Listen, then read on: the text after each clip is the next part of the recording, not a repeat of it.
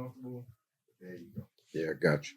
Because most of the time we shoot from a 45-degree angle when we got the boom pole, when we on set. So yeah, Steve, first of all, man, I appreciate you, man. You're doing big things. You're a beautiful person, man. Appreciate that.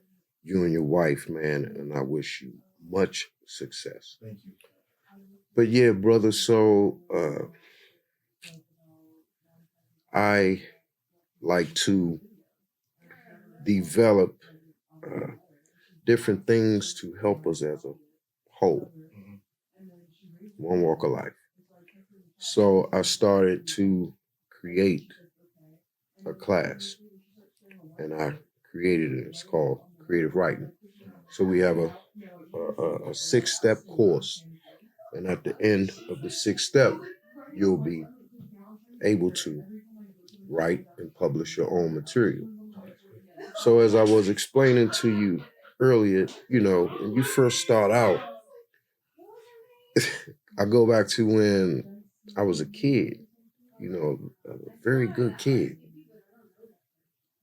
But then when you walk outside of your door, you start to see some very unnice things that's right down the street from you. So these things start to give you a certain mental toughness. So me being from Washington, D.C., this is exactly what happened to me. I can relate to exactly what you're talking about. Brooklyn, New York, my brother. There you go. And I got some real good men up there, Steve. Like, Brooklyn was actually one of the spots that I hung, coming up. I used to be in Crown Heights. Is that Brooklyn? That's right. Okay, so I had some good men up there. And they showed me the ropes. Like, I'm not gonna lie. Like, some Brooklyn cats are the first cats that, and this was way back, you guys, I'm talking about way back. I'm talking about 80s back.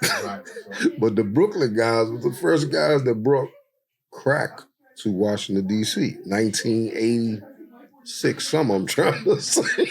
So they brought this stuff down there, blah, blah, blah, long story short, but you guys were some hustling dudes. So. They was hustling back then in Brooklyn and took it to D.C. Man, they did. And when they came down to D.C., right, man, they brought it. Because D.C. dudes was into selling heroin. That was the number one seller. And PCP. That was our thing. PCP. Right? And I thought that PCP was the number one thing because it was bringing maybe anywhere in between, probably about on a good week, would be in between maybe 13 and 17 grand, right in between Monday and Friday. Right. But man, when this crack stuff hit, it was a different, oh my God. The money scale was just, it was call New Jack City probably a very accurate movie in that aspect, correct? I would call New Jack City an actual factual thing. Got it. Now, I don't agree with paid in full because I feel like that Alpo got locked up in D.C. So how do you guys know when you wasn't there? I was there. Poe was roaming around me daily with my homie Wayne Purdy. We still tight right now. It's one of my favorite brothers. Good dude. I love him like cooked food. But if you tell a story, you have to tell it from both standpoints. It can't just be from one side. Yeah, because the whole world know that he was in D.C. when he got locked up. But that's another story. That's either here nor there. But yeah. So with the magic of writing, what I found out was I started using it as a tool of helping myself cope with not just life, but just, trying to understand who I was as a person.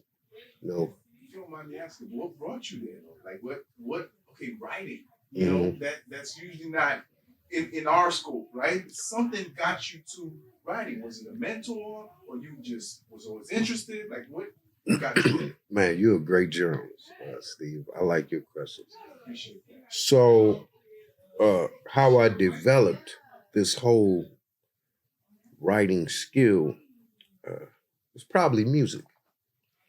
Because I'm not going to say probably, I'm going to say it was. My grandmother used to listen to Al Green and Teddy Pendergrass every day. I'm talking about on the old 45, 33 right. joint. So, you know, and she had one Al Green album, man. She played it so much, I knew the whole album. So was Love and Happiness on that album? Yes. That's what I'm saying, Steve. Like, it was crazy, right? So, and then man, I started listening to the stories of it. And my grandmother, she be drunk, waiting on my grandfather. So she be drinking her Canadian Club and smoking her selling one. Yeah, so, but the whole time she be cussing. Like, I'm talking about going crazy. So, as I listened, I was like, daggone, this stuff is really moving, right? So, you know, and it's really like, I mean, God dang. And like, you know, when I listen to Teddy P, you know, Curtis Mayfield, you know, Marvin Gaye, but my grandma was in love with Al. So I was listening to the stuff, I was like, dang. So then one of the first plays in which I went to school, elementary school, it was The Nutcracker. Okay. For some odd reason, I found it fascinating. With this dude with these green tights on and this funny little hat, and he jumping up and down on the stage, but the storyline was incredible to me. That was funny to me. It threw me off because I thought I was weird. First, I thought I wasn't, you know, normal, you know, because these dudes are not, you know, they're tough. You know, these guys are street dudes. You know, you from Brooklyn.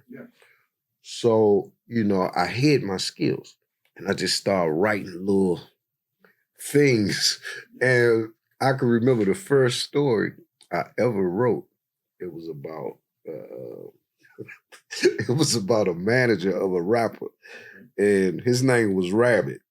So he never paid the dude with money. He always gave him some fake piece of jewelry or gave him an old makeshift Cadillac and just made him happy to the next week.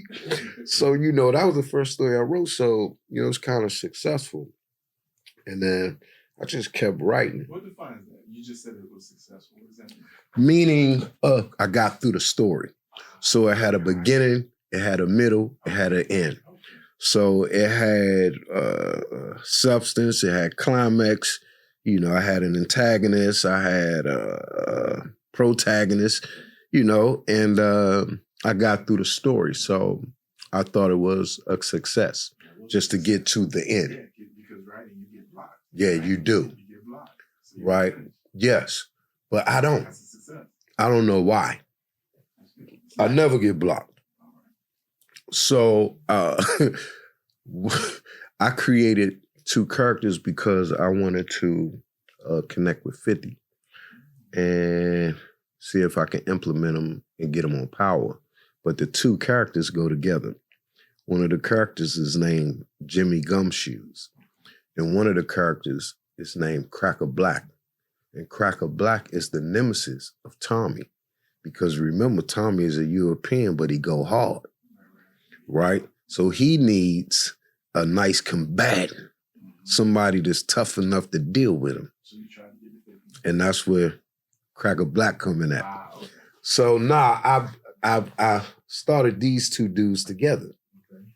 So, and I completed that. So I'm trying to figure out now, like, I think that me and 50 can do a lot of business because I have a lot of things.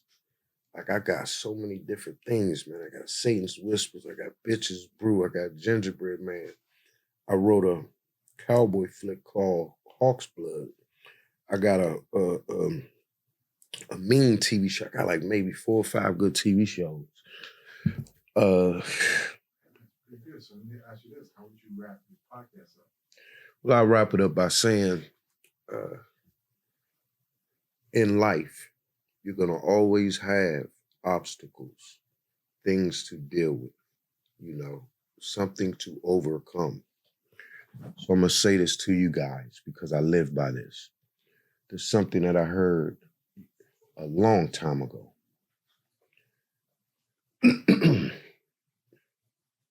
And I really want you to listen.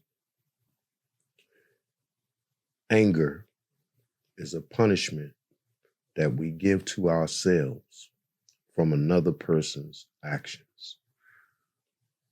So be careful of how you distribute your anger. Don't give them people's power over you. Stay on your grind. Don't worry about the time. You'll get there. The faucet can pour fast or it can drip. If the cup stay long enough, it'll get full. Follow your dreams and never give up on you. Steve, thank you for having me, man. I love you, man. You're a great dude. Thanks, man. Podcast. Man, I wasn't expecting it. Man, you done made me go. Now you got a podcast. I'll send it to you. Both of them good.